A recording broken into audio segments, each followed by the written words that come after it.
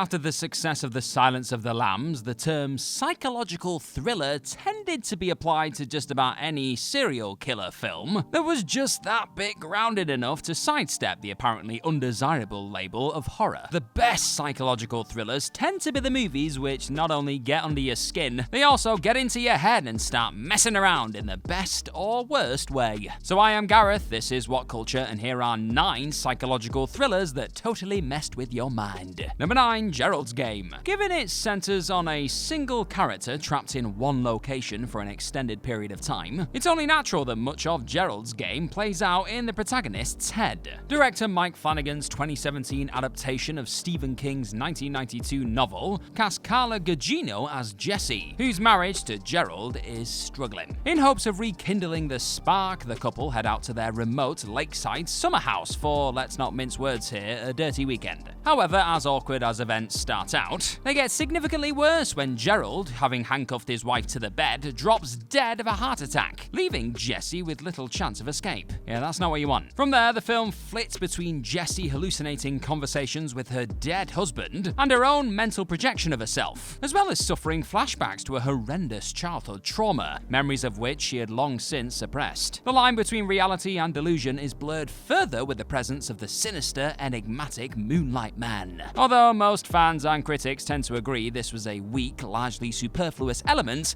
that the head-messing film could have probably done without. Number 8, Fight Club. The name David Fincher is to a certain extent synonymous with the psychological thriller. The director is responsible for many of the most celebrated examples of the format. However, no one Fincher film hinges as squarely on the workings of an imbalanced brain as his 1999 adaptation of Chuck Palahniuk's 1996 novel, which stars Brad Pitt and Edward Norton as two versions of the same person. I mean, spoiler warning, I guess, but surely most of us have seen this film by now. To the only person out there who hasn't, I am sorry. Fight Club's central twist, though some smart Alex may purport otherwise, really isn't one you can see coming on first viewing. Yet, while it may initially seem to come completely out of left field, it does make sense within the film's disturbed mindset, a mood well established once the revelation comes to light. The film really goes to lengths to show us the world from the viewpoint of Norton's delusional insomniac, played to darkly hilarious effect, yet hugely unnerving at the same time. It was an experience. Number 7, A History of Violence. 2005's A History of Violence is a notable film in many respects. For one, it's a film that most people don't seem to realize is based on a comic book,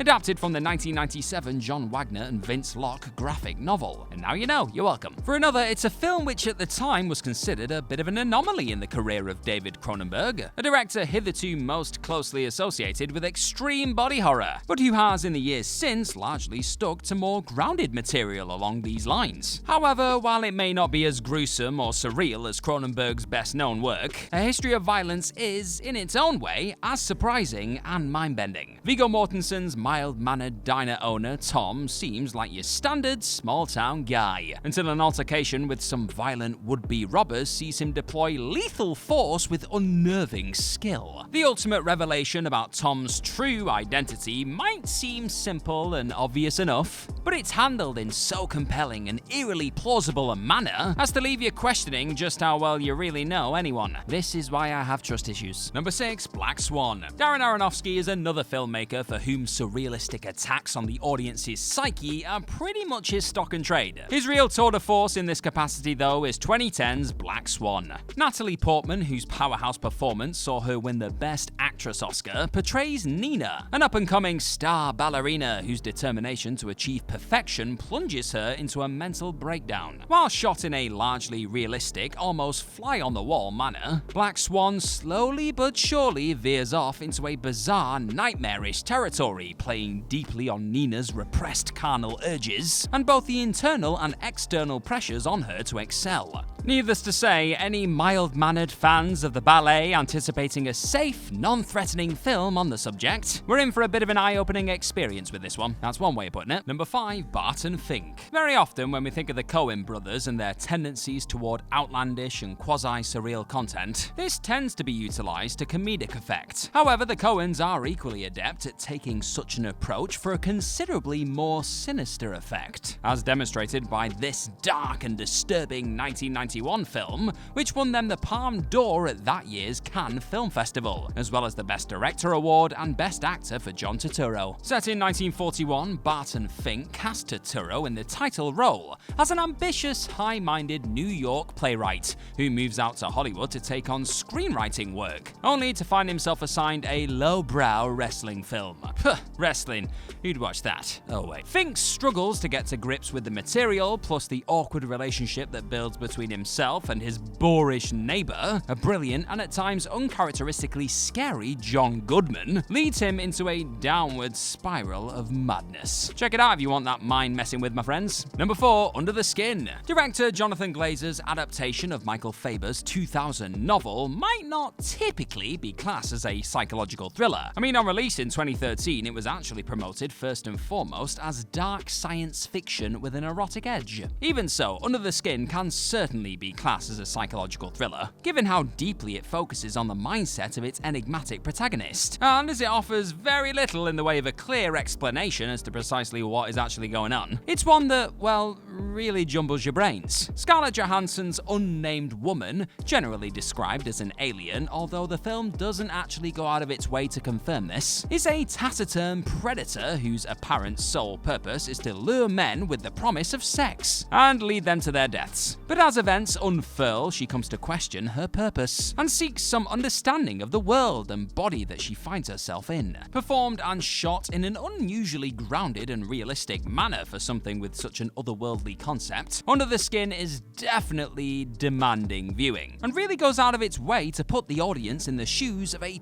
total outsider. I mean, my head is still recovering from the whole thing, to be honest. Number 3, Berberian Sound Studio. Film relays messages and tells stories to its audience via 2 key senses: sound and vision. If you're tasting a movie, then something has gone very wrong. By emphasizing the significance of one of these senses and taking the other largely out of the equation, Berberian Sound Studio forces us to reassess our relationship with film, and on a broader scale, our very senses themselves. Writer-director Peter Strickland's 1970s set film cast Toby Jones as Gilderoy, a very down-to-earth English sound engineer unwittingly summoned to an Italian film studio to provide the sound effects for a macabre horror movie. Immediately uncomfortable with the nature of the film, Gilderoy finds himself gradually broken down by the gruesome content he is helping to produce, leading to an increasingly bizarre series of events which turn the whole film completely on its head. Crucially, Berberian Sound Studio never actually allows us a glimpse of any footage of the film that Gilderoy is working on, leaving our own imaginations to fill in the blanks. And there are certainly plenty of blanks to be filled in once we reach the truly head-scratching conclusion, my friends. Number 2, Mulholland Drive. When the subject is movies that mess with your mind, one name that will always come up is that of David Lynch. The Twin Peaks auteur is responsible for many of the most confusing yet compelling cinematic works of the past 40 years. However, 2001's Mulholland Drive has inspired even more widespread befuddlement and fascination than most of Lynch's filmography. This abstract tale of identity, insomnia, and Hollywood glamour very much leaves things open to interpretation, without offering up any easy explanations at all. Naomi Watts takes the lead as a chipper, sweet-natured young woman who arrives in Los Angeles intent on pursuing her dreams of an acting career, but gets caught up helping Laura Elena Harring's mysterious stranger, who has completely lost her memory. Alas, nothing is as it seems here, folks. Declared the greatest film yet made in the 21st century by a BBC Critics poll in 2016, Mulholland Drive is hard to really sum up in words, but it's a uniquely striking viewing experience, all of which makes it quite strange to think it actually began life as an aborted TV pilot episode. And number 1, Memento. Christopher Nolan has largely built his career on large-scale films which explore unusually cerebral territory, raising questions about the nature of reality and the reliability of our own perceptions. His 2000 breakthrough Memento set that particular train in motion, and while it's made on a considerably smaller scale and lower budget than Nolan's later hit Inception, it is every bit as certain to get those neurons firing en masse, baby. Guy Pearce stars as Leonard, a former insurance fraud investigator whose sole driving purpose now, it seems, is to hunt down and kill the man who murdered his wife. However, this process is somewhat complicated by the fact that Leonard suffers from anterograde amnesia, meaning he is incapable of forming creating new memories. Memento puts us in Pierce's shoes by telling the story backwards, with each successive scene beginning where the previous one ended, as well as demanding a bit of hard work on the viewer's part. As the action unfolds, it raises questions as to how much our own memories might deceive us, and how we might come to unwittingly deceive ourselves. Phew, now I think I might need some aspirin after all that.